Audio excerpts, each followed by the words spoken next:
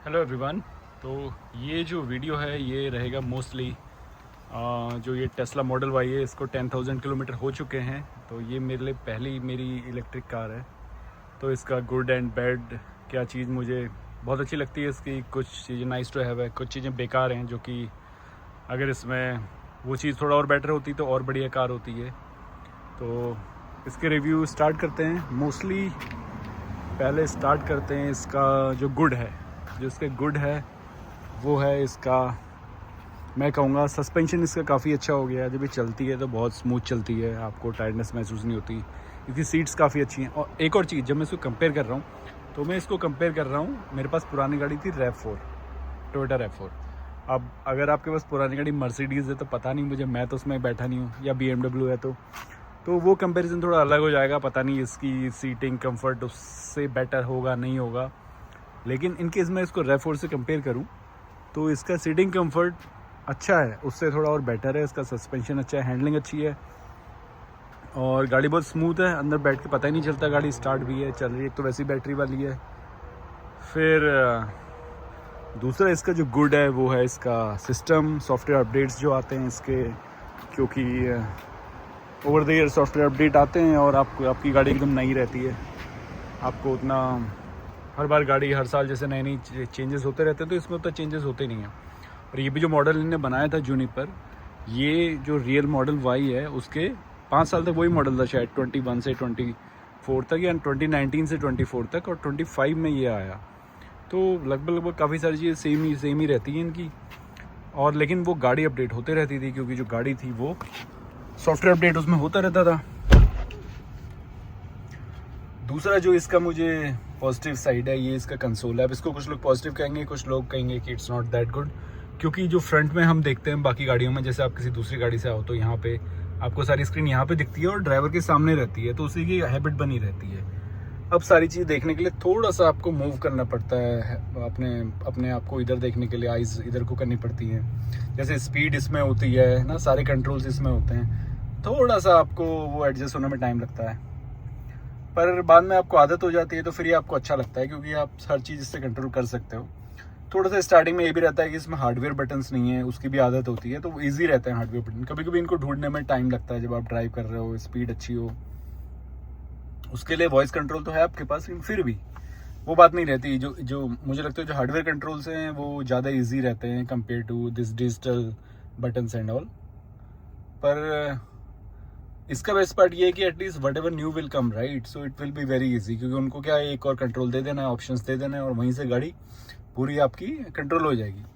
और वही हार्डवेयर में ये प्रॉब्लम है कि इनकेस आपको कभी नई गाड़ी, कभी कुछ ऐसा हो कि गाड़ी में कुछ नई चीज़ डालनी हो, तो हार्डवेयर बटन तो एडिशनल बन नहीं सकते।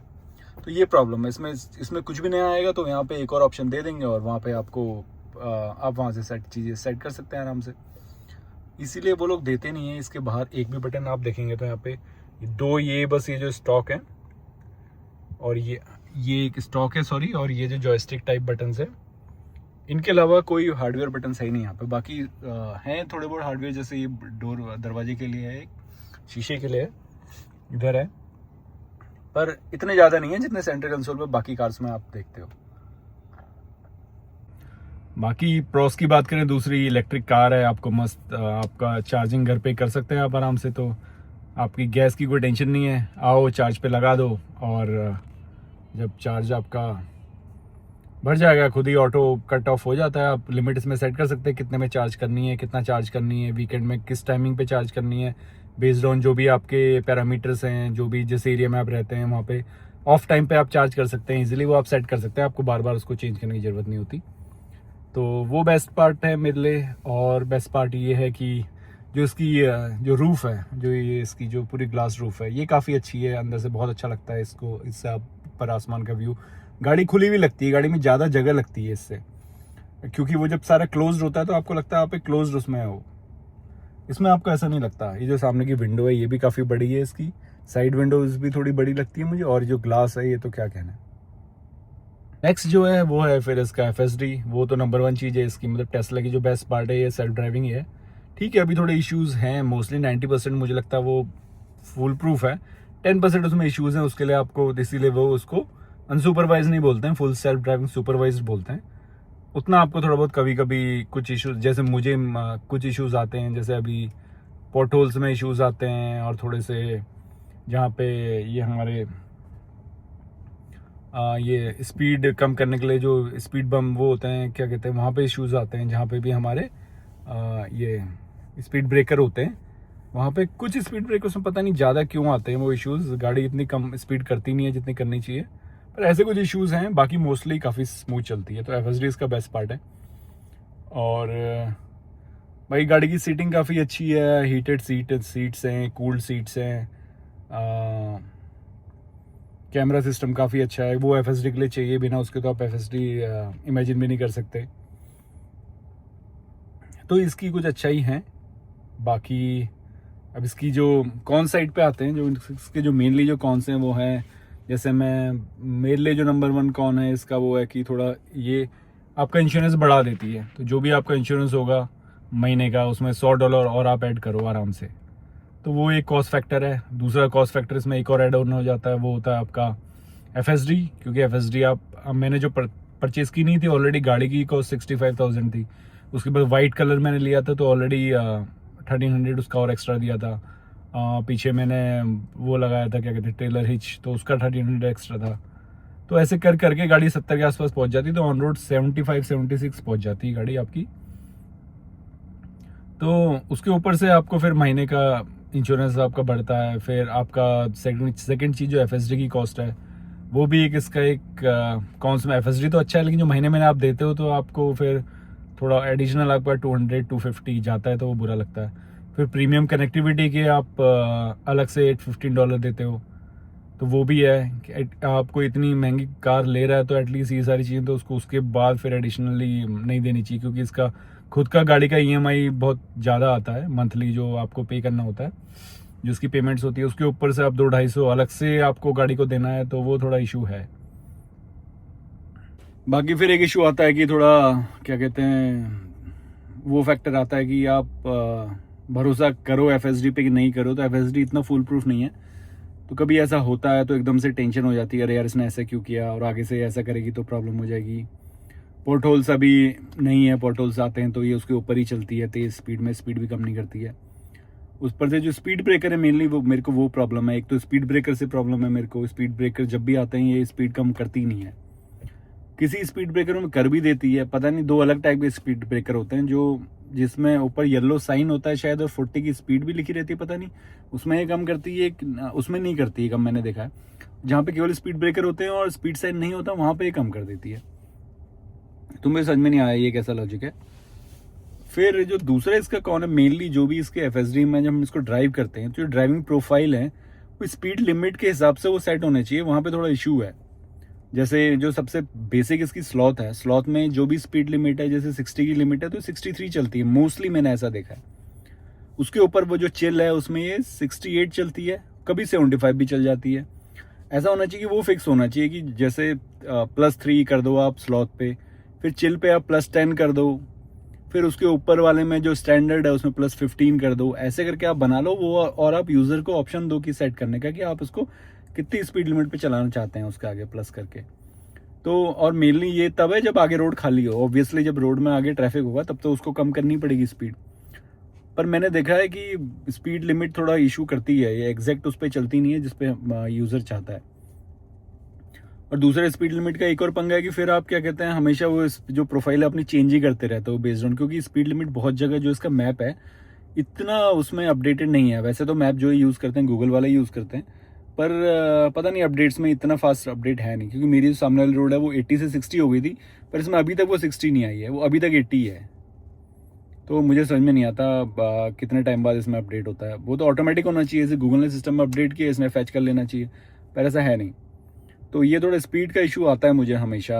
कभी कभी बीच में जो हाईवेज हैं इसमें भी 100 की स्पीड होती है वैसे इन एक्चुअल, पर इसके सिस्टम में 70 है, तो एकदम से ब्रेक मार के स्लो कर देता है।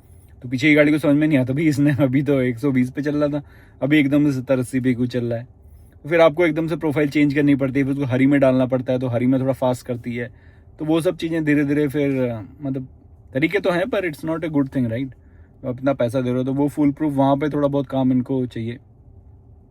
एक और इशू आता है जो इसका, मुझे जो पीछे जो देखने वाली जगह है वो बहुत छोटी है। पीछे जो आपका रियर जो ट्रैफिक देखना है, आपकी गाड़ी पीछे कौन सी आ रही है, दिख तो जाता है, पर आपको शुरू में बहुत डर लगती है इसमें भी, क्योंकि जैसे आप कोई एसयूवी से आते हैं, एसयूवी में बहुत बड़ा पीछे व्यू देखने के लिए बहुत बड़ा ग्लास होता है, उसमें बहुत छोटा है, अगर भी सामान रख देते हैं तो ये भी नहीं दिखता है।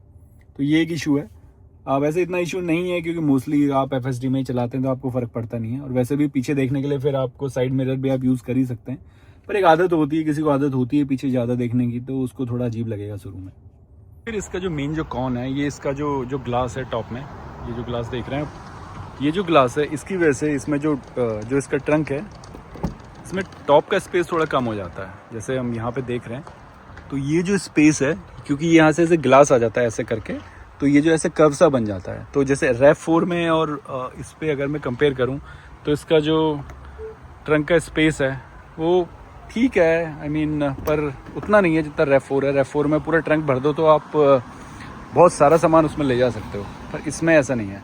इसमें एड ऑन हो जाता है, आगे आपको फ्रंक मिल जाता है, पर फ्रंक में बड़ा सामान आता नहीं है, छोटे छोटे ही सामान आता है। तो ये थोड़ा इशू है। हल्की हल्की बारिश होने लगी है यहाँ पे अभी। और दूसरा एक और इशू इसमें ये है कि इसका जो पेंट, अभी तो बारिश की छींटें पड़ रहे हैं, पर जो इसका पेंट है पता नहीं, बहुत ही जिसके कहते हैं सोफिस्टिकेटेड वाला, ज़रा सा भी कुछ होता है ना तो निकल जाता है। जैसे यहाँ पे देखो, ये पेंट निकल चुका है, पता नहीं इसमें पत्थर लगा कि क्या हुआ। तो इसमें पेंट प्रोटेक्शन बहुत ज़रूरी है। और एक और पंगा है कि इसमें जो अगर आप वो PPF फिल्म नहीं लगाते हैं तो इसमें बहुत निशान लगते हैं आगे से।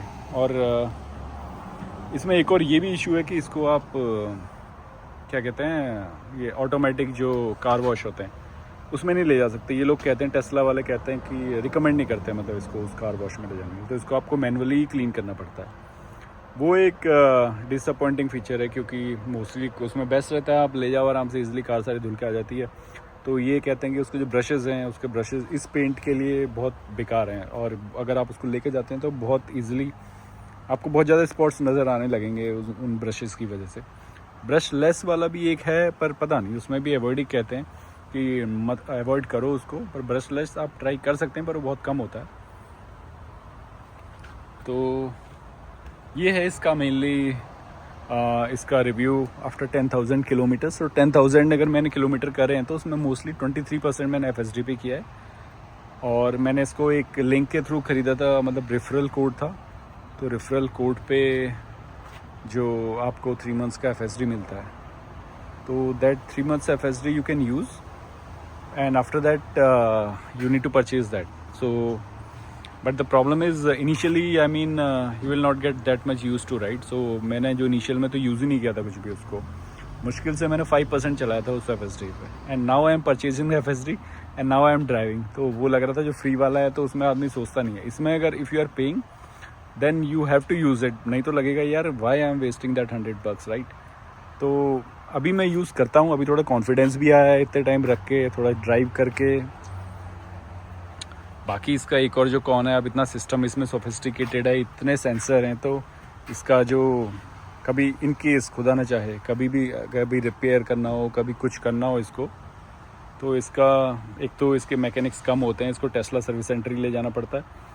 और जो दूसरा है इसका जो क्या कहते हैं सेंसर वेंसर, ये सब जो अगर कुछ भी हल्का सा भी होता है तो ये गाड़ी फिर टोटल क्या कहते हैं उसे, मतलब फिर ये गाड़ी ना आपको टोटल लॉस हो जाती है।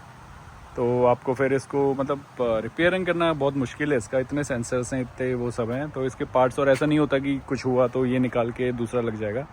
तो मोस्टली ये फिर टोटल लॉस पे ही जाती है, अगर ये थोड़ी सी भी अगर डैमेज हो जाती है तो वो इसका एक बहुत बड़ा कौन है, क्योंकि फिर वो एक बार ऐसा कुछ हो गया तो फिर उसके बाद गाड़ी का सही होना बड़ा मुश्किल है। तो वैसे यहाँ पे मोस्टली सभी गाड़ियों में ऐसा है आजकल, तो सारी गाड़ियाँ जो भी अच्छी गाड़ियाँ सेंसर वाली हैं, और ज़रा सा भी कुछ होता है तो, जैसे पुरानी गाड़ियाँ थी उनमें तो सेंसर नहीं थे, तो चीज़ें आराम से पार्ट्स इजीली आप कुछ भी एक ख़राब होता है तो उसको रिप्लेस करके दूसरा लगाया जा सकता है। पर आजकल की गाड़ियाँ थोड़ी नाजुक टाइप हो गई हैं। तो ये था इसका 6 months रिव्यू, 6 months 10,000 किलोमीटर। तो अभी तक ठीक है, अब हर गाड़ी का कुछ ना कुछ तो होता ही है इशू, पर ठीक है कंपेयर टू, मतलब जब मैं ये सोच रहा था तो उस में मैं ट्राई कर सकता था कोई और गाड़ी की भी, पर फिर ये है कि मैं वो गाड़ी की कॉस्ट पड़ती, फिर ऊपर से अगर मैं बैटरी पे नहीं जाता तो फिर गैस की कॉस्ट भी पड़ती, क्योंकि प्रीमियम उसमें गैस डलती। लेकिन I am satisfied with this car in terms of driving, in terms of suspension, drive comfort, FSD also I am very much satisfied. Only issue is this that थोड़ा सा FSD का that speed वाला, and then the bumps, speed in the speed breaker, जो speed कम होती नहीं है इसकी। फिर थोड़ा पेंट आपको डिसअपॉइंट करता ही है, तो क्योंकि मैंने PPF नहीं लगाई है इसमें, क्योंकि ऑलरेडी गाड़ी की कॉस्ट इतनी थी, उसमें 3-4 हज़ार में PPF में लगा था।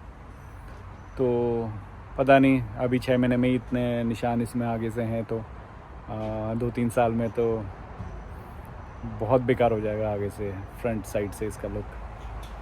चलिए देखते हैं। टेक केयर एंड बताइए आपको वीडियो कैसा लगा, और कोई और डिटेल आपको मॉडल वाई के बारे में जाननी है तो यू कैन कमेंट मी, और मैं ट्राई करूँगा अपनी तरफ से जितना भी मैं रिप्लाई कर पाऊँ। Okay, thanks for watching, bye.